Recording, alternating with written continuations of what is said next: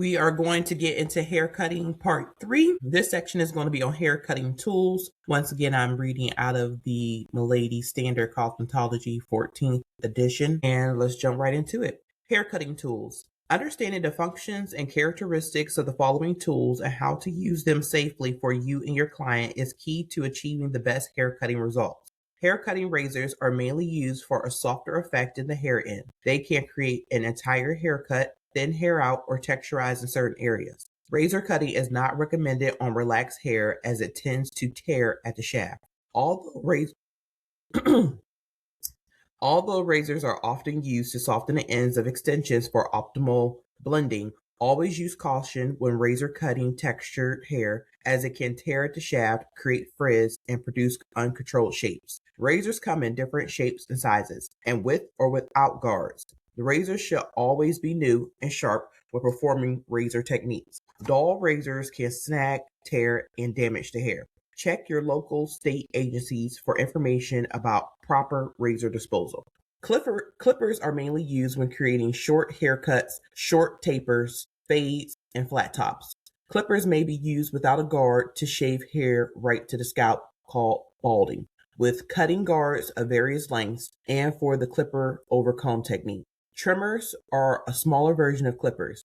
They are mainly used to remove excess or unwanted hair at the neckline and around the ears and to create crisp outlines. Trimmers are generally used on very short haircuts. Trimmers come with varying blade shapes for more precision and design work. Sectioning clips come in various shapes, styles, and sizes and can be made of plastic or metal. In general, two types are used: jaw or butterfly clips and duckbill clips. Both come in large and small sizes. Wide tooth combs are used mainly to detangle and are ideal for textured and relaxed hair. Relaxed hair is extremely fragile in its wet state. Take special care when combing and detangling. There are a variety of wide tooth combs available.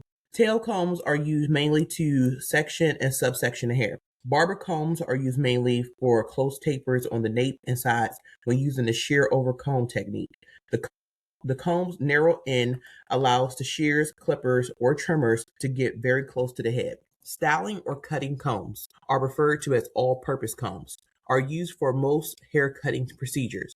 They can be 6 to 8 inch long and have fine teeth at one end and wider teeth at the other end. Some have measurements written on them, which helps cut the desired length. Razor cutting. A razor cut gives a softer appearance than a shear cut. The razor is a great option when working with medium to fine hair textures. When you work with shears, the ends of the hair are cut blunt. When working with a razor, the ends are cut at an angle and the line is not blunt. This procedure soften shapes with more visible separation or a feather effect on the ends. With the razor, there is only one blade cutting the hair, and it is a much finer blade than the shears. With shears, there are two blades that close on the hair, creating blunt cuts. Any haircut created with shears can also be done with a razor. You can cut horizontal, vertical, and diagonal lines. The main difference is the guide The main difference is that the guide is above the fingers, whereas the shears, the guide is usually below your fingers. Razor cutting is an entirely different technique from cutting with shears. Practice is the best way to become comfortable with holding and cutting with a razor. There are two commonly used methods for cutting with a razor. In the first method, razor is kept parallel to the subsection. This technique thins hair ends using the entire length of the blade. The other approach is to comb into the subsection with the blade at an angle. Here you are using about 1/3 of the blade to make small strokes as you work through the subsection. If the blade is not entering the hair at an angle and you attempt to push the blade through the hair, you place added stress on the hair and risk losing control of it. The blade must be at an angle when entering the hair.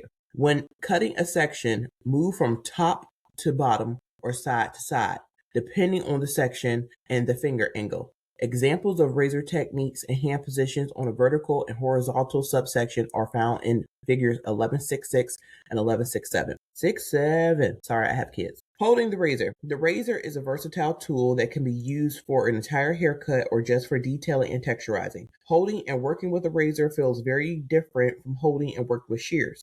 The more you practice holding and palming the razor, the more comfortable you become with this tool. There are two methods of holding the razor for cutting. The A, open the razor so the handle is higher than the shank. Place the thumb on the thumb grip and the index, middle, and ring fingers on the shank.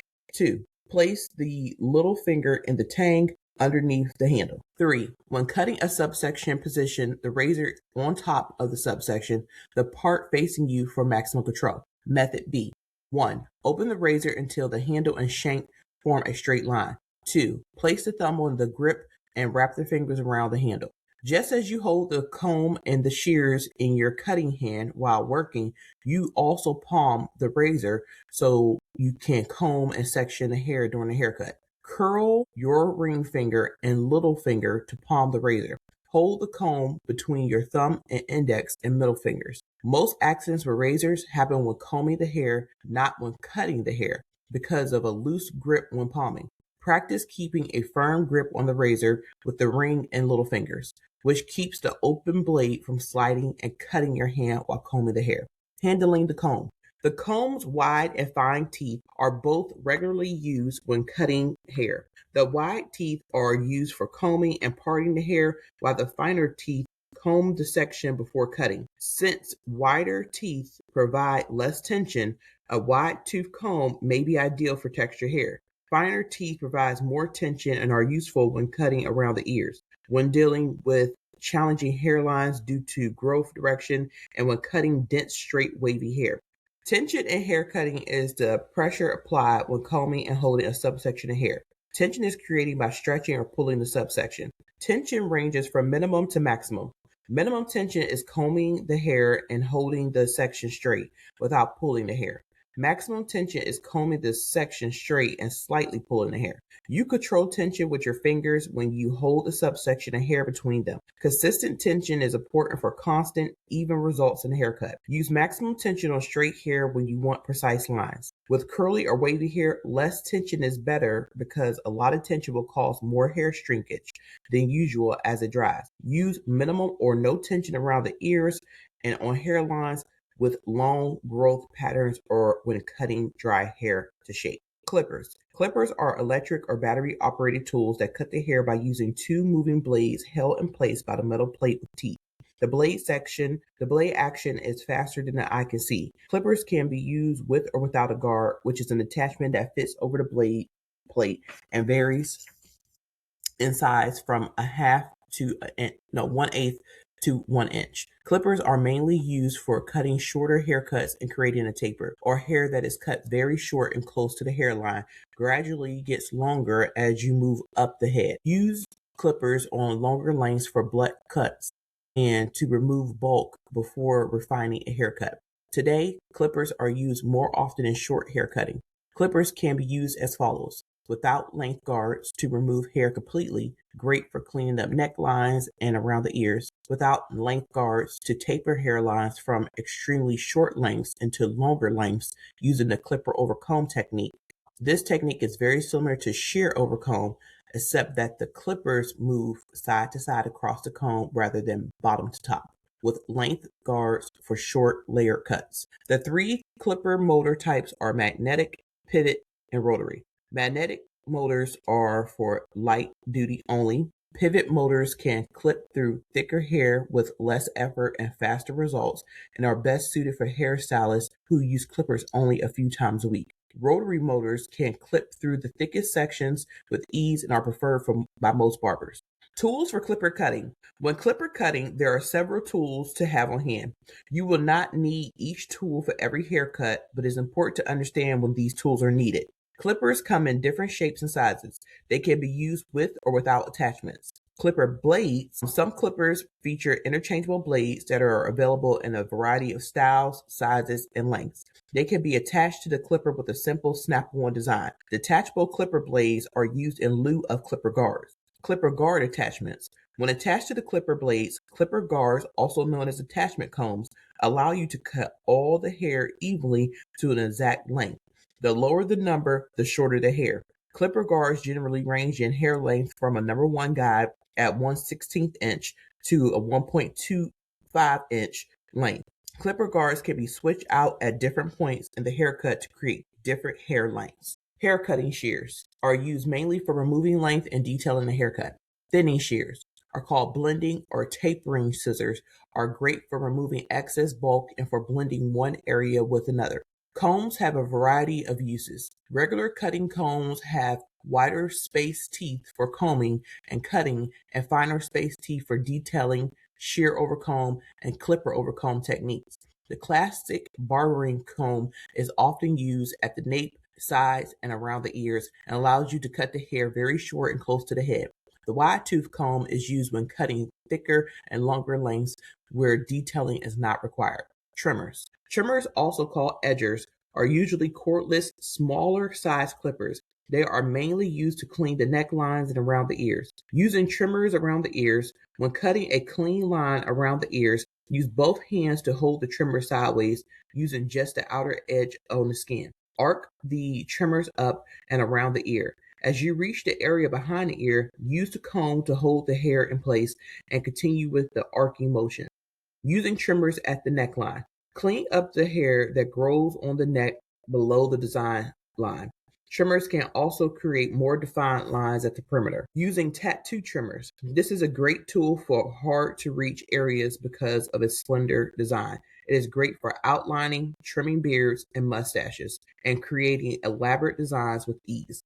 The thin blade allows a professional stylist to trim a precise cut without irritating the skin or scalp.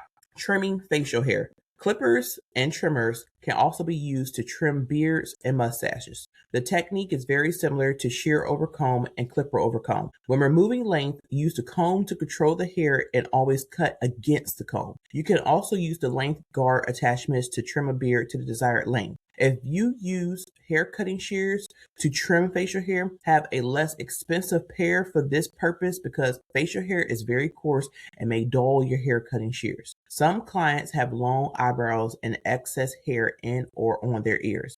When performing a haircut or trimming facial hair, always check the ears and eyebrows. Then ask the client if they would like you to remove excess hair.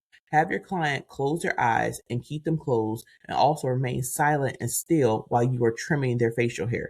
It is always important to always maintain your focus. Facial hair designs involve shaping facial hair, beard, mustache, and sideburns. Facial designs and trims can be customized to complement and balance the face shape. All right, so that is hair cutting part 3. We'll move on to hair cutting part 4, which is we're going to learn about the body positions to ensure healthier posture while creating a haircut.